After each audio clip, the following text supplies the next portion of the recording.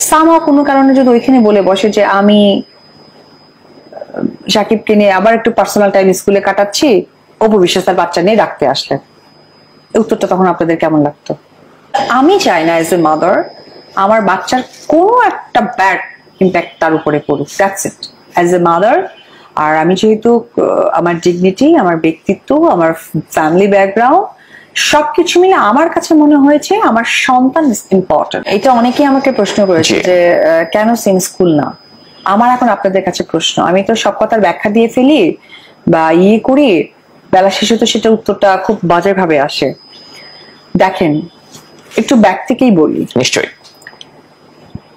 একটা প্রথম রোজায় দুটি সন্তান তার বাবার কাছে গেছে, কিন্তু তার প্রেজেন্টেশনটা কি আসলো?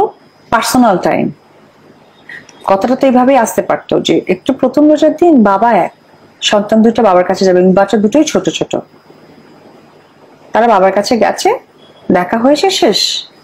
আর কাহিনী বাড়ে না।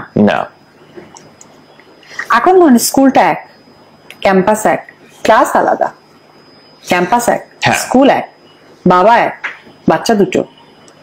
এখনকার স্কুলগুলোতে প্যারেন্টসদের একটা মিটিং হয়, প্যারেন্টসদের একটা গেমিং হয়, অনেক কিছু হয়, অনেক কিছু। আরো ইন্টারন্যাশনাল স্কুলগুলোতে আরো হিউজ হয়। সামহাও কোনো কারণে যদি ওইখানে বলে বসে যে আমি সাকিবকে নিয়ে আবার একটু পার্সোনাল টাইম স্কুলে কাটাচ্ছি, অপু বিশ্বাস তার বাচ্চা নিয়ে ডাকতে আসলেন, উত্তরটা তখন আপনাদের কেমন লাগতো? আমি বলেছিলাম তুমি তো ফ্যান হয়ে এসেছো, যাক না 8 দিন, আমি তো 8 বছর কাটিয়েছি, তাই না? পেয়েছেন তো রেজাল্ট। আচ্ছা, সেকেন্ড এবার আসেন, আমাকে নিয়ে প্রচুর সে কথা বলেছে, অমুক বলেছে, তমুক বলেছে, এই বলেছে, সে বলেছে, পরে বাথরুম কাহিনীটা তো আসলো আপনাদের সামনে।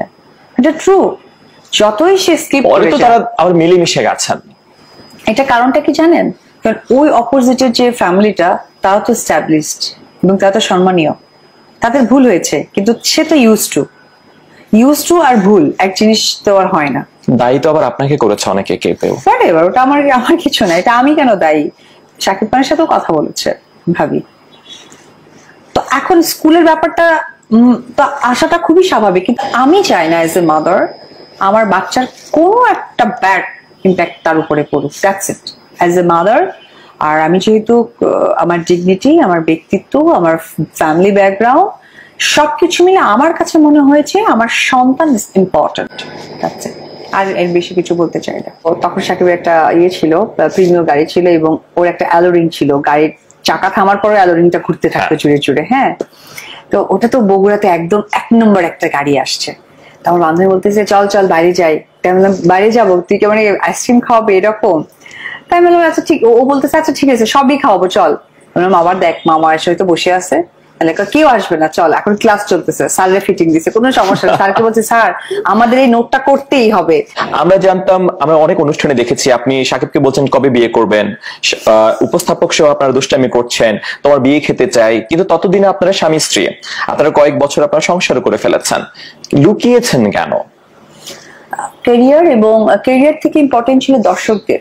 তখন দর্শকদেরকে মনে হয়েছে যে তারা একজন নায়ক শাকিব খান, একজন নায়িকা অপু বিশ্বাসকে দেখছে। আর সব থেকে ইম্পর্টেন্ট ব্যাপারটা ছিল কি জানেন, যেটা এখন অনেকটা কম খেয়াল করে দেখেন, সেটা হচ্ছে প্রযোজক। আমাদের প্রযোজকদের একটা লগ্নি ছিল আমাদের উপর, ভালো ভালো বড় বড় ইনভেস্ট ছিল। সো আমরা কোনোভাবেই চাইনি যে কারো ক্ষতি হোক, আমাদের আনন্দ জিনিসটা তাদের কারো ক্ষতির কারণ হয়ে দাঁড়ার, এটাই ছিল। এটাই কারণ। একটু প্রেমের গল্পটা শুনতে চাই, কিভাবে প্রেমে পড়েছেন দুজনের? আমি তো অনেক ছোট ছিলাম, আসলে প্রেম পড়াটা বুঝি না, আমি ডিরেক্ট বিয়ে করে ফেলছি। প্রেমের কারণ আমি তো ম্যাচুরেট ছিলাম, ইনম্যাচুরেট ছিলাম, সো প্রেম বুঝিনি। আমার মা কোনো একটা কারণে, ভালো লাগা তো তৈরি হয়েছিল, এমনি তো বিয়ে করে ফেলেনি, একটু প্রেম তো ছিলই নিশ্চয়ই। আমাদের কে কাকে প্রপোজ করলেন, কিভাবে আপনাদের প্রেম হলো, একটু শুনতে চাই ভালোবাসার গল্প। সবচেয়ে বড় ইম্পর্টেন্ট হচ্ছে অনেক বেশি কেয়ারিং একটা মানুষ। আমার যখন আমি কোটার কাবিন করি তখন আমার গাড়ি নিয়ে আসা হয়নি, কিন্তু অনেক সময় তো কিছু শুটিং এ রাত হয়ে গেছে, সে আমাদেরকে গাড়িতে পৌঁছে দিয়েছে।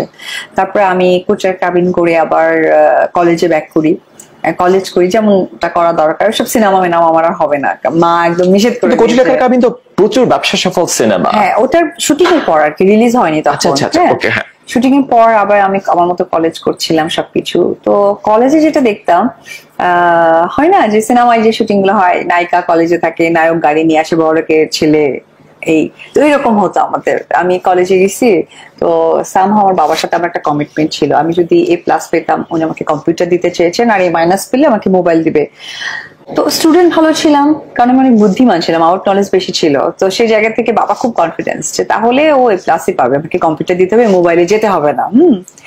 আনফর্চুনেটলি আমি A- পেয়েছিলাম এসএসসিতে। তখন বাবাকে তো মোবাইল দিতে হবে, তখন সিটিসেল একটা মোবাইল ছিল, হ্যাঁ, একদম সিম সহকারে মোবাইল পাওয়া যেত।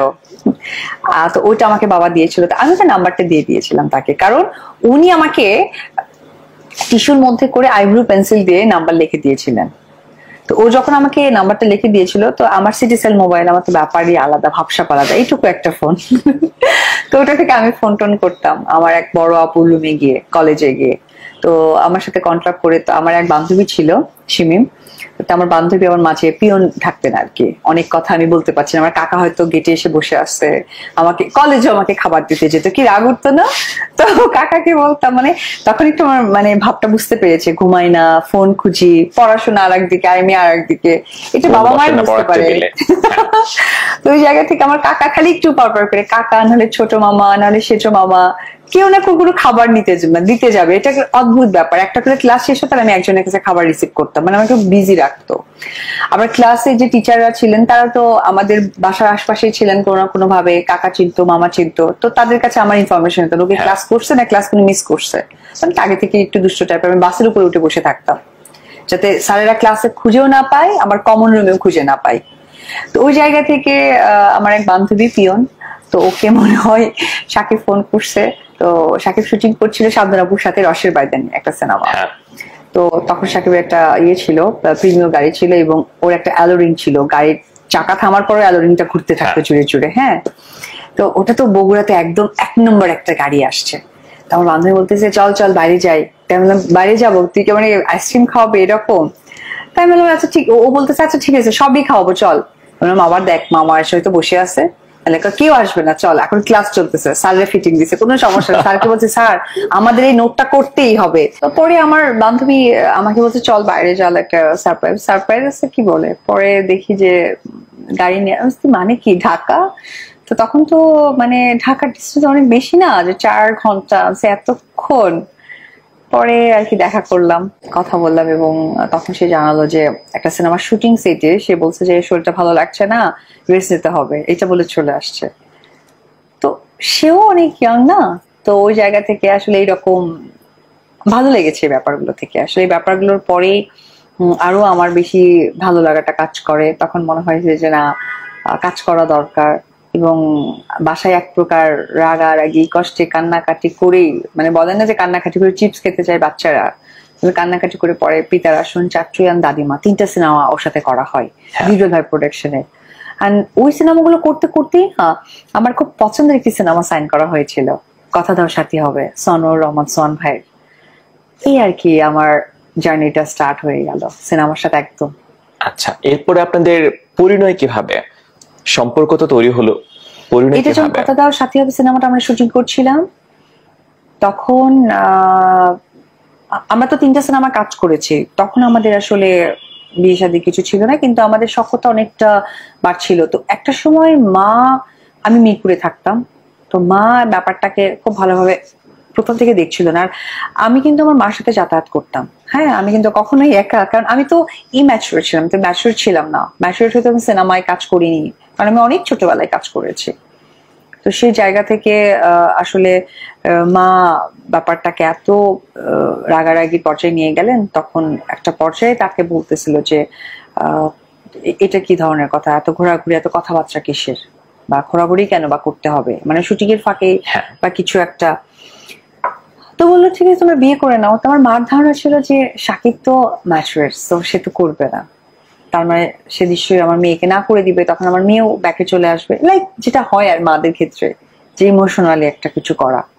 কিন্তু সে তো ব্যাপারটা পিক করে নিয়ে শাহ আলী মাজার ওইখানে গিয়ে, মিরপুর, ওখানে আমাদের বাসা ছিল আগে, ওখানে আমি থাকতাম। পরে আমার বিয়ের পর আসলে আমি নিকেতন চলে আসি, নিকেতনে স্টে করি। তো তখন ওইখানে বসে সে আমাকে কথা দিয়েছে যে অ্যাজ এ হাজবেন্ড আমি এবং তোমাকে বিয়ে করতে চাই।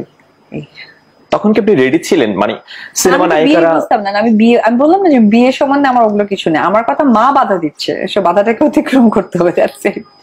তো আমি আমার বোনকে বললাম যে সাক্ষী টাক্ষী নাকি লাগে, তো তুই আয়। তো আমাদের বিয়ের সাক্ষী আমার বোন, আর সাকিবের ওদিক থেকে বিয়ের সাক্ষী হচ্ছে ওর এক কাজিন আছে মনি, আর আমাদের দুজনের মিউচুয়ালি যে মানে উকিল বাবা থাকে, এটা হচ্ছে মামুনুজ্জামান মামুন, একজন ভাইয়া আছেন উনি। আচ্ছা, এরপরে অনেক বছর আপনারা এটাকে লুকিয়ে রেখেছেন, কষ্ট হয়নি লুকিয়ে রাখতে? না, আমরা তো একসাথে এত বেশি কাজ করছি, কষ্ট হবে কেন? হ্যাঁ, একটা জিনিস কষ্ট হয়েছে, খুব স্বাভাবিক, একটা ভালো প্রশ্ন। সেটা হচ্ছে যে ধরেন হয় না যে দেখতাম কাপলরা বসে খাচ্ছে, ছবি তুলতেছে, হাসাহাসি করছে, একজন একজনের সাথে শেয়ার করছে। আমরা ধরেন ব্যাংককেও গেছি, শুটিং শেষ করে হয়তো বা আমি বেরিয়েছি, ও বেরিয়েছে, পরে আমরা এক জায়গায় এক হচ্ছি। এই ব্যাপারগুলো আসলে মাঝে মাঝে খুবই বিরক্ত লাগে, কারণ আমি না যে কোনো সম্পর্ক আড়াল খুব একটা ভালো লাগে না, আর আমাকে একটু ছোট করে কথা বলা আমি একদমই নিতে পারি না। মানে আমার কথা হচ্ছে আমার যে সম্মান ওটা দিতে পারলে আমি আপনাকে অ্যাকসেপ্ট করব, আদারওয়াইজ না।